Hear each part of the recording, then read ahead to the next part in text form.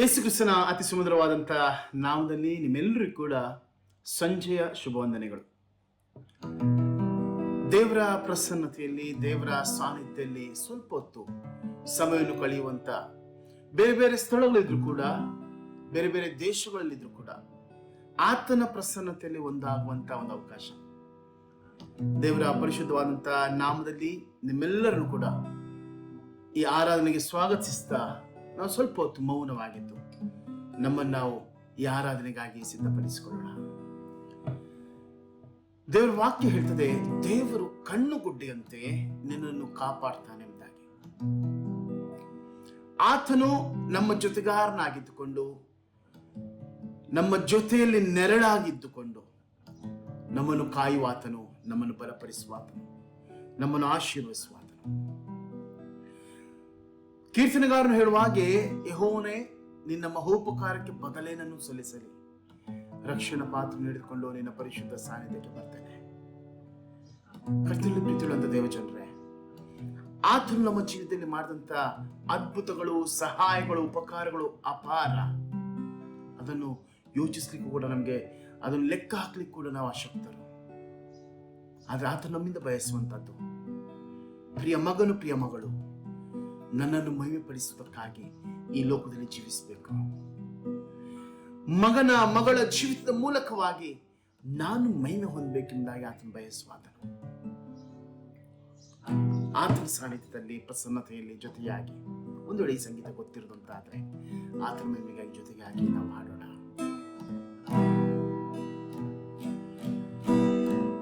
ಕಣ್ಮಣಿಯಂತೆ ಕಾಯುವ ದೇವ, ನಿನ್ನ ಬಿಟ್ಟು ಹೋಗಲಾರೆ, ನೀನೊಬ್ಬನೇ ನನಗೆ ಎಲ್ಲವೂ. ಅಲ್ಪನಾದ ನನ್ನ ಮೇಲೆ ಅಧಿಕವಾಗಿ ಪ್ರೀತಿ ಮಾಡಿ, ಪ್ರತಿದಿನವೂ ಕಾಯುತ್ತಿರುವೆ. ಕಣ್ಮಣಿಯಂತೆ ಕಾಯುವ ದೇವ, ನಿನ್ನ ಬಿಟ್ಟು ಹೋಗಲಾರೆ, ನೀನೊಬ್ಬನೇ ನನಗೆ ಎಲ್ಲವೂ. ಅಲ್ಪನಾದ ನನ್ನ ಮೇಲೆ ಅಧಿಕವಾಗಿ ಪ್ರೀತಿ ಮಾಡಿ, ಪ್ರತಿದಿನವೂ ಕಾಯುತ್ತಿರುವೆ. ನನ್ನ ಉಸಿರು ನೀನೇ ಯೇಸುವೇ, ನನ್ನ ಜೀವವೇ ನೀನೆ ನನ್ನೇಸುವೆ. ನನ್ನ ಉಸಿರು ನೀನೆ ಯೇಸುವೆ, ನನ್ನ ಜೀವವೇ ನೀನೆ ನನ್ನೇಸುವೆ. ನೀ ಪರಿಶುದ್ಧ ಪರಿಶುದ್ಧನು, ನನ್ನೇಸುವೆ ಪರಿಶುದ್ಧನು. ತೆರೆದ ಹೃದಯದಿಂದ ಆರಾಧಿಸುವೆ, ನನ್ನೇಸುವೆ ಪರಿಶುದ್ಧನು. ನೀ ಪರಿಶುದ್ಧ ಪರಿಶುದ್ಧನು, ನನ್ನೇಸುವೆ ಪರಿಶುದ್ಧನು. ತೆರೆದ ಹೃದಯದಿಂದ ಆರಾಧಿಸುವೆ, ನನ್ನೇಸುವೆ ಪರಿಶುದ್ಧನು. ಯೇಸಯ್ಯ ನನ್ನೇಸಯ್ಯ, ನನಗಾಗಿ ನಿನ್ ಪ್ರಾಣವ ಕೊಟ್ಟಿರುವೆ. ಏಸಯ್ಯ ನನ್ನೇಸಯ್ಯ, ನನಗಾಗಿ ನಿನ್ ಪ್ರಾಣವ ಕೊಟ್ಟಿರುವೆ. ನಿನ್ ರಕ್ತವ ಸುರಿಸಿ, ನಿನ್ ಪ್ರಾಣವ ಕೊಟ್ಟು ನನ್ನನ್ನು ಸುರಕ್ಷಿತವಾಗಿ ಇಟ್ಟಿರುವೆ ದೇವಾ. ನಿನ್ ರಕ್ತವ ಸುರಿಸಿ, ಪ್ರಾಣವ ಕೊಟ್ಟು ನನ್ನನ್ನು ಸುರಕ್ಷಿತ ಸುರಕ್ಷಿತವಾಗಿ ಇಟ್ಟಿರುವೆ ದೇವ. యేసయ్య యేసయ్య ನನಗಾಗಿ ನಿನ್ ಪ್ರಾಣವ ಕೊಟ್ಟಿರುವೆ. యేసయ్య యేಸయ్ಯ ನನಗಾಗಿ ನಿನ್ ಪ್ರಾಣವ ಕೊಟ್ಟಿರುವೆ. ನಿನ್ ರಕ್ತವ ಸುರಿಸಿ ನಿನ್ ಪ್ರಾಣವ ಕೊಟ್ಟು ನನ್ನನ್ನು ಸುರಕ್ಷಿತವಾಗಿ ಇಟ್ಟಿರುವೆ ದೇವ. ನಿನ್ ರಕ್ತವ ಸುರಿಸಿ ನಿನ್ ಪ್ರಾಣವ ಕೊಟ್ಟು ನನ್ನನ್ನು ಸುರಕ್ಷಿತವಾಗಿ ಇಟ್ಟಿರುವೆ ದೇವ. ಆರಾಧನೆ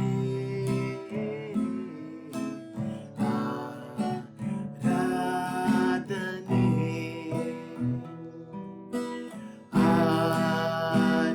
ಆರಾಧನೆ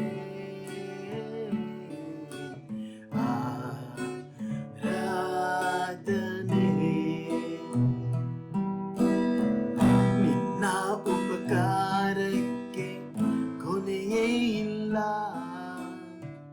ನನ್ನ ಮೇಲಿಟ್ಟಿರುವ ಪ್ರೀತಿಗೆ ಅಂತ್ಯವೇ ಇಲ್ಲ. ನಿನ್ನ ಉಪಕಾರಕ್ಕೆ ಕೊನೆಯೇ ಇಲ್ಲ,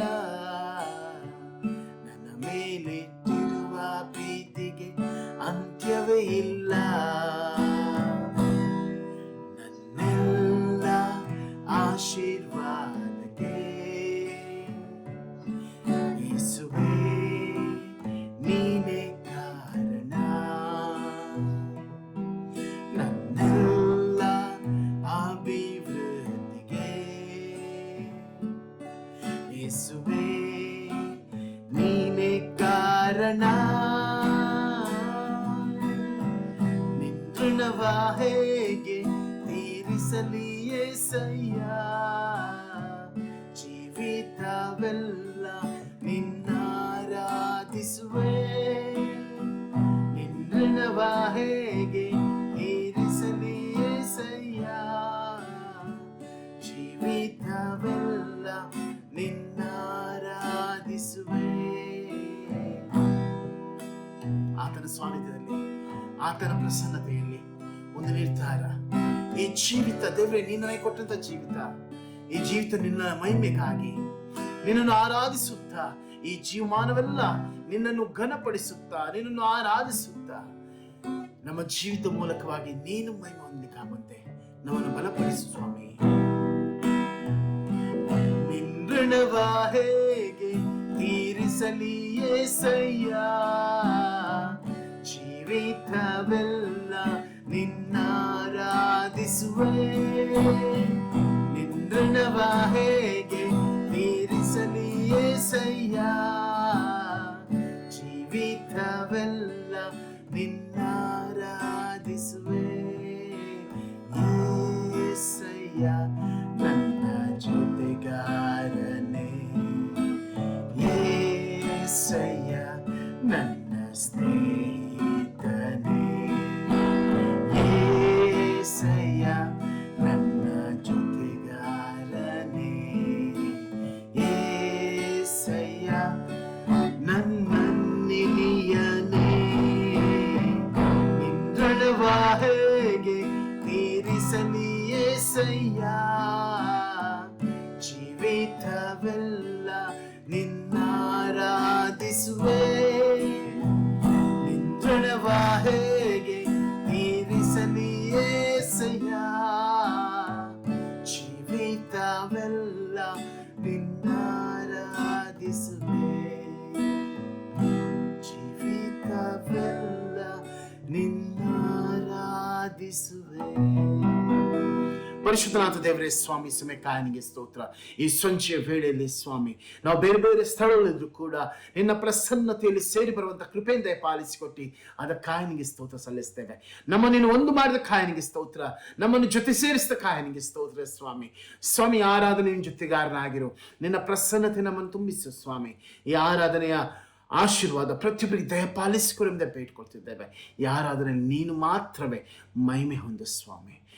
ಆರಾಧನೆ ಭಾಗಿಯಾಗಿರುವ ಪ್ರತಿಯೊಬ್ಬೊಬ್ಬರನ್ನು ಗಾಳಸ್ಕೊಪ್ಪಿಸಿಕೊಳ್ತಾ ಇದ್ದೇನೆ.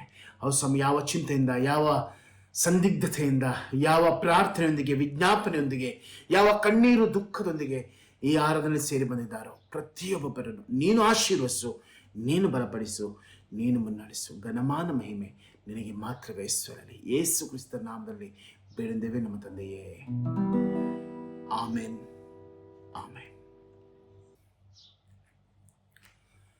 ದೇವರ ನಾಮಕ್ಕೆ ಸ್ತೋತ್ರವಾಗಲಿ. ಇವತ್ತಿನ ಸ್ವಲ್ಪ ಹೊತ್ತಿನ ಧ್ಯಾನಕ್ಕೆ ನಾನು ತೆಗೆದುಕೊಂಡಂತ ದೇವರ ವಾಕ್ಯದ ಮಾತು, ಅದು ಯೆಶಾಯನ ಪ್ರವಾದನ ಗ್ರಂಥದಲ್ಲಿ ಬರುವಂತ 6ನೇ ಅಧ್ಯಾಯದ ಮೊದಲ 8 ವಚನ.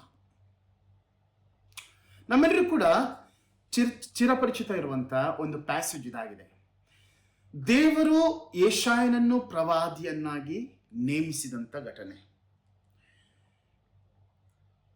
ಕರ್ತನಲ್ಲಿ ಪ್ರಿಯರೇ, 8ನೇ ವಚನದಲ್ಲಿ ಬರ್ತದೆ, ಆಗ ಯಾವನನ್ನು ಕಳುಹಿಸಲಿ, ಯಾವನು ನನಗೋಸ್ಕರ ಹೋಗುವನು ಎಂಬ ಕರ್ತನ ನುಡಿಯನ್ನು ಕೇಳಿ, ಇಗೋ ನಾನಿದ್ದೇನೆ, ನನ್ನನ್ನು ಕಳುಹಿಸು ಎಂಬುದಾಗಿ ಯೆಶಾಯನು ಹೇಳುವಂಥದ್ದನ್ನು ನಾವು ನೋಡ್ತೇವೆ. ಇಗೋ ನಾನಿದ್ದೇನೆ, ನನ್ನನ್ನು ಕಳುಹಿಸು ಎನ್ನುವಂತ ಒಂದು ತನ್ನನ್ನು ತಾನು ಸಮರ್ಪಿಸುವಂತ, ದೇವರ ಸೇವೆಗಾಗಿ ಸಮರ್ಪಿಸುವಂತ ಈ ಒಂದು ಸಂದರ್ಭ, ಈ ಒಂದು ಕ್ಷಣ, ಅದು ಒಂದೇ ಸಲವಾಗಿ ಬಂದಂಥದ್ದಲ್ಲ. There is a process. ಅಲ್ಲಿ ನಾವು ನೋಡ್ತೇವೆ, ಆ ಇಡೀ ಅಧ್ಯಾಯ ನಾವು ಗಮನಿಸುವಾಗ, ದೇವರಿಗೆ ನಮ್ಮ ಜೀವಿತವನ್ನು ಸಮರ್ಪಿಸುವಂತಹದ್ದು ಅನೇಕ ಬಾರಿ ನಾವಿದನ್ನು ಸರಿಯಾಗಿ ಅರ್ಥೈಸಿಕೊಳ್ಳುವಲ್ಲಿ ನಾವು ಸೋಲ್ತೇವೆ. ನನ್ನ ಟ್ಯಾಲೆಂಟ್, ನನಗೆ ಪ್ರಸಂಗಿಸುವಂತ ವರ ಇದೆ, ನನಗೆ ವಾದ್ಯಗಳನ್ನು ನುಡಿಸುವಂತ ವರ ಇದೆ, ಅದನ್ನು ದೇವರಿಗಾಗಿ ಸಮರ್ಪಿಸುವಂಥದ್ದು ಖಂಡಿತವಾಗಿ. ಆದರೆ ಅದರೊಂದಿಗೆ ದೇವರು ಇನ್ನೂ ಆಳವಾಗಿ ಕೆಲವನ್ನು ಆತನು ಬಯಸುವ ಆತನಾಗಿದ್ದಾನೆ.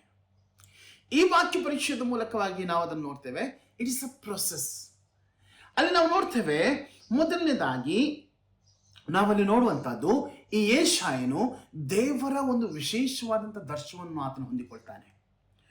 ಮೊದಲ 4 ವಚನಗಳಲ್ಲಿ ನಾವು ನೋಡ್ತೇವೆ, ಅಲ್ಲಿ ದೇವರು ತನ್ನ ಅತಿ ಶ್ರೇಷ್ಠನಾದಂಥ ದೇವರು, ಅಲ್ಲಿ ವಚನ 2, 3, 4ರಲ್ಲಿ ನಾವು ನೋಡ್ತೇವೆ, ಆತನು ಉನ್ನತೋನ್ನತ ಸಿಂಹಾಸನರೂಢನಾಗಿರುವಂಥದ್ದನ್ನು ಆತನು ಕಾಣ್ತಾನೆ. He is ಎನ್ಕೌಂಟರಿಂಗ್.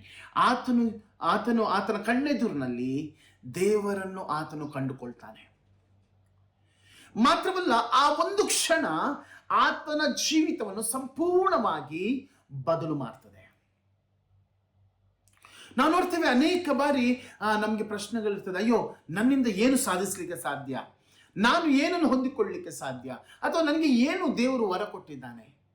ಅನೇಕ ಬಾರಿ ಈ ಪ್ರಶ್ನೆಯಲ್ಲೇ ನಮ್ಮ ಜೀವಿತ ಮುಗ್ದು ಹೋಗ್ತದೆ. ದೇವರಿಂದ ಆಶೀರ್ವಾದ ನಾವು ಹೊಂದಿಕೊಳ್ತಾ ಹೋಗ್ತೇವೆ, ಆದರೆ ನಮ್ಮಿಂದ ದೇವರಿಗೆ ಕೊಡುಗೆ ಅದು 0 ಆಗಿರ್ತದೆ.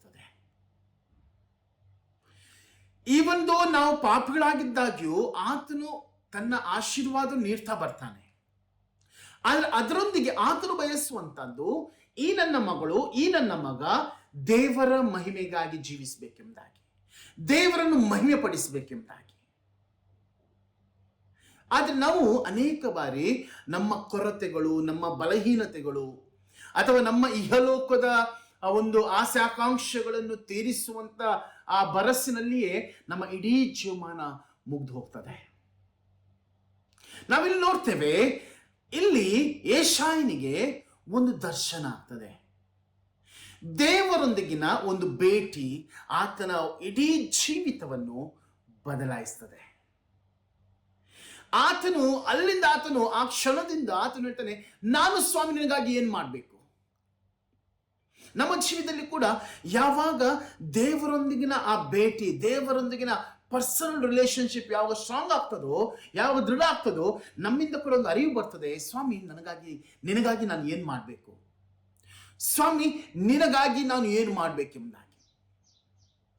ಮಾತ್ರ ನೋಡಿ, ಅಲ್ಲಿ ಅದು ಮುಂದುವರಿತಾ ಹೋಗ್ತದೆ. 5ನೇ ವಚನದಲ್ಲಿ ನಾವು ನೋಡ್ತೇವೆ, ಯಾವಾಗ ದೇವರನ್ನು ಆತನು ಕಂಡುಕೊಳ್ತಾನೋ, ದೇವರ ಪ್ರಸನ್ನತೆಯಲ್ಲಿ ಆತನು ತನ್ನ ಹೃದಯವನ್ನು ಆತನು ತೆರೆದಿರ್ತಾನೆ.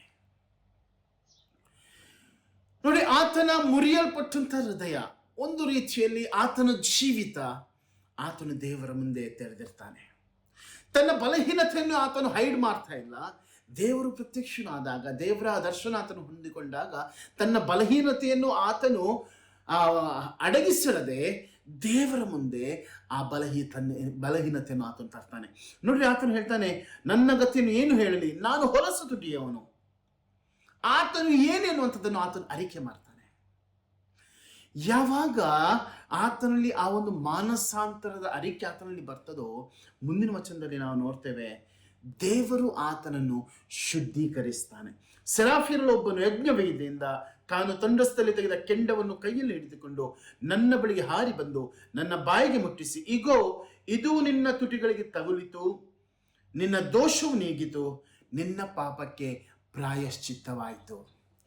ಯಾವಾಗ ನಾವು ನಾವಾಗಿ ಆತನ ಸನ್ನಿಧಿಗೆ ಬರ್ತೇವೋ, ಯಾವುದನ್ನು ಹೈಡ್ ಮಾಡದೆ, ದೇವರು ನನ್ನಲ್ಲಿ ಬಲಹೀನತೆ ಇದೆ, ನನ್ನಲ್ಲಿ ಈ ಒಂದು ಕೊರತೆ ಇದೆ ಎಂಬುದಾಗಿ ಹೇಳಿಕೊಂಡು ಆತನ ಬಳಿಗೆ ಆದರೂ ಸ್ವಾಮಿ ನಾನು ನಿನ್ನನ್ನು ಮಹಿಮೆ ಪಡಿಸುವಂತೆ ನನ್ನನ್ನು ಉಪಯೋಗಿಸುವಂತ ಪ್ರಾರ್ಥನೆಯೊಂದಿಗೆ ಬರುವಾಗ ಆತನು ನಮ್ಮ ಬಲಹೀನತೆಯನ್ನು, ನಮ್ಮ ಪಾಪಗಳನ್ನು ಆತನು ಸಂಪೂರ್ಣವಾಗಿ ಶುದ್ಧೀಕರಿಸ್ತಾನೆ. ಮಾತ್ರವಲ್ಲ, ನನ್ನನ್ನು ನಿನ್ನನ್ನು ಆ ಒಂದು ಶ್ರೇಷ್ಠವಾದಂಥ ಉದ್ದೇಶಕ್ಕಾಗಿ ಆತನು ಸಿದ್ಧಪಡಿಸ್ತಾನೆ. ಮಾತ್ರವಲ್ಲ, ನೆನಪಿನಲ್ಲಿ ಇಟ್ಕೊಳ್ರಿ, ದೇವರು ನಮ್ಮನ್ನು ಒಂದು ಕಾರ್ಯಕ್ಕಾಗಿ ನೇಮಿಸುವಂಥದ್ದು ಮಾತ್ರ ಅಲ್ಲ, ಆ ನೇಮಿಸುವ ಮೊದಲು ಆತನು ನಮ್ಮ ಜೀವಿತವನ್ನು ಸಿದ್ಧಪಡಿಸ್ತಾನೆ. ನಾವು ಸಿದ್ಧರಾಗಿ ಆತನ ಬಳಿಗೆ ಹೋಗಬೇಕಾಗಿಲ್ಲ. ಮನಸ್ಸು ಸಿದ್ಧವಾಗಿಕೊಂಡು ಸ್ವಾಮಿಯ ಬಳಿಗೆ ಹೋದರೆ ಆಯಿತು. ಆತನು ನಮ್ಮ ಜೀವನ ಪುನಃಸ್ಥಾಪಿಸುವ ಆತನಾಗಿದ್ದಾನೆ. ಮುರಿದು ಹೋಗಿದ್ದಂಥ ಜೀವಿತ, ತಳ್ಳಲ್ಪಟ್ಟಂಥ ಜೀವಿತ, ಮಾತ್ರವಲ್ಲ ಅವಮಾನಕ್ಕೊಳಗಾದಂಥ ಜೀವಿತ ಆಗಿರ್ಬೋದು, ಪಾಪಕ್ಕೊಳಗಾದಂಥ ಜೀವಿತ ಆಗಿರ್ಬೋದು, ಎಲ್ಲವನ್ನು ಕೂಡ ಆತನು ಮತ್ತೊಂದು ಆವರ್ತಿ ಪುನಃಸ್ಥಾಪಿಸಲಿಕ್ಕೆ ಆತನು ಸಿದ್ಧವುಳ್ಳಂಥ ದೇವರಾಗಿದ್ದಾನೆ. ನೆನಪು ನಡ್ಕೊಳ್ಬೇಕಂತ ಒಂದು ವಿಷಯ ಏನಂತ ಹೇಳಿದ್ರೆ, ನಾವಿದ್ದಂಥ ಜೀವಿತದಲ್ಲಿಯೇ, ನಾವಿದ್ದಂಥ ಪಾಪದ ಜೀವಿತದಲ್ಲಿಯೇ ದೇವರ ಬಳಿಗೆ, ದೇವರ ಸೇವೆಗೆ ನಾನು ಸ್ವಾಮಿಗೆ ಒಪ್ಪಿಸಿಕೊಡ್ತೇನೆ ಎಂಬುದಾಗಿ ಹೇಳಲಿಕ್ಕೆ ಸಾಧ್ಯ ಇಲ್ಲ. ನಾವೊಂದು ನಿರ್ಧಾರದೊಂದಿಗೆ, ಸ್ವಾಮಿ ನಿನ್ನ ಮಗನಾಗಿ ಮಗಳಾಗಿ ಜೀವಿಸಬೇಕಪ್ಪ, ನನಗೆ ಸಹಾಯ ಮಾಡು ಎಂಬುದಾಗಿ ಆತನ ಬಳಿಗೆ ಬರೋದಂತಾದರೆ ಆತನು ಖಂಡಿತವಾಗಿ ನಮ್ಮ ಜೀವಿತನ ಆಶೀರ್ವಾದವಾಗಿ ಆತನು ಉಪಯೋಗಿಸ್ತಾನೆ. ಮಾತ್ರವಲ್ಲ, ನೋಡ್ರಿ 6ನೇ ವಚನದಲ್ಲಿ ಬರುವಾಗ, ಈಗ 8ನೇ ವಚನಕ್ಕೆ ಬರುವಾಗ ಇಲ್ಲಿ ಆತನ ಅರಿಕೆ ಬರ್ತದೆ. ದೇವರು ಆತನು ಶುದ್ಧೀಕರಿಸಿದ ಮೇಲೆ, ಆತನ ಪಾಪವನ್ನೆಲ್ಲ ಪರಿಹರಿಸಿದ ಮೇಲೆ ಈಗ ಆತನು ಕೇಳ್ತಿದ್ದಾನೆ, ಯಾವನನ್ನು ಕಳುಹಿಸಲಿ, ಯಾವನು ನನಗೋಸ್ಕರ ಹೋಗುವನೆಂಬುದಾಗಿ ಹೇಳುವಾಗ, ಈಗೋ ನಾನಿದ್ದೇನೆ, ನನ್ನನ್ನು ಕಳುಹಿಸು ಎಂಬುದಾಗಿ. ಈ ಸಮಯದಲ್ಲಿ ಆತನು ಯಾವ ಎಕ್ಸ್ಕ್ಯೂಸ್ ಆತನು ಕೊಡ್ತಾ ಇಲ್ಲ. ನಾನು ತುಂಬ ಯಂಗ್ ಇದ್ದೇನೆ, ನನ್ನ ಮಾತನವರು ಕೇಳ್ತಾರ, ಅಥವಾ ನನಗೆ ಅಷ್ಟು ಟ್ಯಾಲೆಂಟ್ ಇಲ್ಲ, ನನ್ನಿಂದ ಏನಾದರೂ ಸಾಧ್ಯ ಉಂಟಾ, ಅಥವಾ ನನ್ನ ಬದಲಾಗಿ ಅವನನ್ನು ಕಳಿಸು ಅಥವಾ ಅವಳನ್ನು ಕಳಿಸು, ಇದನ್ನು ಆತನು ಹೇಳ್ತಾ ಇಲ್ಲ. ಬದಲಿಗೆ ಆತನು ದೇವರ ಸನ್ನಿಧಾನದಲ್ಲಿ ಸಂಪೂರ್ಣವಾಗಿ ತನ್ನನ್ನು ತಾನು ಶರಣು ಮಾಡ್ತಾ ಇದ್ದಾನೆ, ಸಂಪೂರ್ಣವಾಗಿ ತಾನು ಸಮರ್ಪಿಸಿಕೊಳ್ತಾ ಇದ್ದಾನೆ. ಈಗೋ ನಾನಿದ್ದೇನೆ, ನನ್ನನ್ನು ಕಳುಹಿಸು ಎಂಬುದಾಗಿ.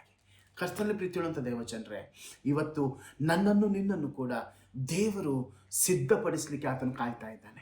ಯಾವುದೊಂದು ಉದ್ದೇಶಕ್ಕಾಗಿ ನನ್ನನ್ನು ನಿನ್ನನ್ನು ಸಿದ್ಧಪಡಿಸಲಿಕ್ಕಾಗಿ ಕಾಯ್ತಾ ಇದ್ದಾನೆ. ಆದರೆ ಅನೇಕ ಬಾರಿ ನಮ್ಮ ಕೊರತೆಗಳನ್ನು, ನಮ್ಮ ಬಲಹೀನತೆಗಳನ್ನು ಹೇಳಿಕೊಂಡು, ಅಥವಾ ನಮ್ಮ ಇಹಲೋಕದ ಕ್ಷಣಿಕವಾದಂಥ ಸುಖಗಳು, ಕ್ಷಣಿಕವಾದಂಥ ಸಂತೋಷಗಳನ್ನು ಹಿಡಿದುಕೊಂಡು ನಾವು ಮುಂದೆ ಸಾಗ್ತಾ ಇದ್ದೇವೆ.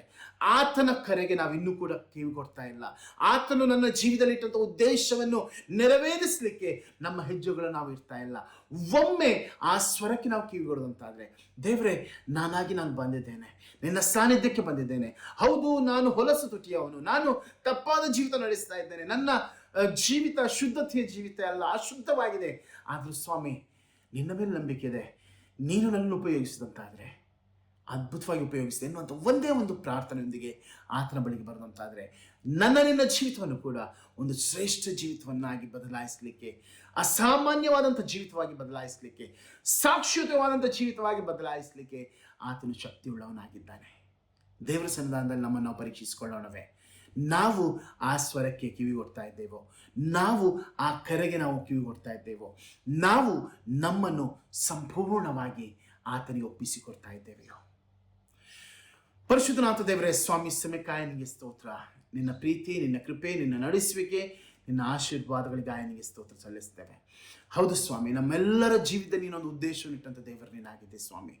ಅನೇಕ ಬಾರಿ ನಾವು ತಿಳಿಯದೆಯೋ ಈ ಉದ್ದೇಶವನ್ನು ನೆರವೇರಿಸುವಲ್ಲಿ ನಾವು ವಿಫಲರಾಗಿದ್ದೇವೆ. ನಮ್ಮನ್ನು ಕ್ಷಮಿಸಿಂದ ಬೇಡ್ಕೊಳ್ತಿದ್ದೇವೆ. ನಿನ್ನ ವಾಕ್ಯಕ್ಕೆ ವಿಧೇಯರಾಗಿ ಜೀವಿಸಲಿಕ್ಕೆ ನಾವು ಸೋತಿದ್ದೇವೆ. ನಮ್ಮನ್ನು ಕ್ಷಮಿಸು ಸ್ವಾಮಿ. ನೀ ನಮ್ಮಲ್ಲಿ ಇಟ್ಟಂಥ ಉದ್ದೇಶವನ್ನು ನೆರವೇರಿಸಲಿಕ್ಕೆ ನಾವಿನ್ನೂ ಕೂಡ ಮನಸ್ಸು ಮಾಡಲಿಲ್ಲ. ನಮ್ಮನ್ನು ಕ್ಷಮಿಸಿಂದ ಬೇಡ್ಕೊಳ್ತಿದ್ದೇವೆ ಸ್ವಾಮಿ. ನಿನ್ನ ಪರಿಶುದ್ಧವಾದಂಥ ಸಾನ್ನಿಧ್ಯದಲ್ಲಿ ಈ ವಾಕ್ಯದ ಮೂಲಕವಾಗಿ ನಮ್ಮನ್ನು ನಾವು ಪರೀಕ್ಷಿಸಿಕೊಳ್ತಾ ಇದ್ದೇವೆ ಸ್ವಾಮಿ. ನೀನು ನಮ್ಮಿಂದ ನಮ್ಮ ಜೀವಿತದಲ್ಲಿ ಅನೇಕ ವಿಷಯಗಳನ್ನು ಬಯಸುವಂಥ ದೇವರಾಗಿದ್ದೆ ಸ್ವಾಮಿ. ನಾವು ನಮ್ಮ ಜೀವಿತವನ್ನು ನಿನ್ನ ಮಹಿಮೆಗಾಗಿ ಉಪಯೋಗಿಸಬೇಕು, ಒಂದು ಶ್ರೇಷ್ಠ ಸಾಧನವಾಗಿ ಉಪಯೋಗವಾಗಬೇಕೆಂಬುದಾಗಿ ನೀನು ಬಯಸುವಂಥ ದೇವರಾಗಿದ್ದಿ, ಕರೆಯುವಂಥ ದೇವರಾಗಿದ್ದಿ. ನೀನು ಸ್ವರ ಇಟ್ಟು ನಮ್ಮನ್ನು ಕರೆಯುವಾಗ ಕೂಡ ಅನೇಕ ಬಾರಿ ಈ ಲೋಕದ ಅನೇಕ ವಿಷಯಗಳು ಸ್ವಾಮಿ ಆ ಸ್ವರವನ್ನು ಕೇಳಲಿಕ್ಕೆ ಅಡ್ಡಿಯಾಗಿದೆ. ನಮ್ಮನ್ನು ಕ್ಷಮಿಸಿಂದ ಬೇಡ್ಕೊಳ್ತಿದ್ದೇವೆ. ನಿನ್ನ ವಾಕ್ಯದ ಅಡಿದಾವಲ್ಲಿ ನಮ್ಮನ್ನು ನಾವು ಪರೀಕ್ಷಿಸಿಕೊಳ್ತಾ ಇದ್ದೇವೆ. ಈ ಆರಾಧನೆ ನಮ್ಮನ್ನು ನಾವು ನಿನಗೆ ಒಪ್ಪಿಸಿಕೊಡ್ತಾ ಇದ್ದೇವೆ ಸ್ವಾಮಿ. ನಾನಾಗಿ ನಿನ್ನ ಸಾನ್ನಿಧ್ಯಕ್ಕೆ ಬರ್ತಿದ್ದೇನೆ ಅನ್ನುವಂಥ ಒಂದು ಅರಿಕೆ ನಮ್ಮಲ್ಲಿ ಬರ್ತಾ ಇದೆ ಸ್ವಾಮಿ. ನಮ್ಮನ್ನು ನಿನ್ನ ಆಶೀರ್ವದಿಸು, ಮಾತ್ರವಲ್ಲ ನಿನ್ನ ಶ್ರೇಷ್ಠ ಸಾಧನವಾಗಿ ನಮ್ಮನ್ನು ಉಪಯೋಗಿಸು, ಬಲಪಡಿಸು, ಮುನ್ನಡೆಸಿಂದ ಬೇಡ್ಕೊಳ್ತಿದ್ದೇವೆ. ಘನಮಾನ ಮಹಿಮೆ ನಿನಗೆ ಮಾತ್ರವೇ ಸರಲಿ. ಮತ್ತೊಂದು ಆವರ್ತಿ ಆರಾಧನೆ ಭಾಗಿಯಾಗಿರುವಂಥ ಪ್ರತಿಯೊಬ್ಬೊಬ್ಬರನ್ನು ಅವರ ಜೀವಿತವನ್ನು ಕೈಗೆ ಒಪ್ಪಿಸಿಕೊಡ್ತಿದ್ದಾನೆ. ನೀನು ಹರಸು, ಆಶೀರ್ವದಿಸು, ಬಲಪಡಿಸಿ, ಮುನ್ನಡೆಸು. ಯೇಸು ಕ್ರಿಸ್ತನ ನಾಮದಲ್ಲಿ ಬೇಡೊಂದೇವೆ ನಮ್ಮ ತಂದೆಯೇ, ಆಮೇನ್. ನಮ್ಮ ಕರ್ತನಾದ ಯೇಸು ಕ್ರಿಸ್ತನ ಕೃಪೆಯಿಂದ ಆ ದೇವರ ಪ್ರೀತಿ, ಪರಿಶುದ್ಧಾತ್ಮನಂತೆ ಸಮಾಧಾನ ನಮ್ಮೆಲ್ಲರೊಂದಿಗೆ, ಆರಾಧನೆ ಭಾಗಿಯಾಗಿರುವಂಥ ಪ್ರತಿಯೊಬ್ಬರೊಂದಿಗೆ, ಇಡೀ ಸೃಷ್ಟಿಯೊಂದಿಗೆ ಇಂದೇ ಆಗಿರಲಿ. ಆಮೇನ್. ದೇವರು ನಮಗೆ ಸ್ತೋತ್ರವಾಗಲಿ. ದೇವರು ನಿಮ್ಮೆಲ್ಲರನ್ನು ಹೇಳುವಾಗ ಆಶೀರ್ವದಿಸಲಿ, ಆತನ ಸಾಧನವಾಗಿ ನಿಮ್ಮನ್ನು ಉಪಯೋಗಿಸಲಿ. Thank you so much. Bye.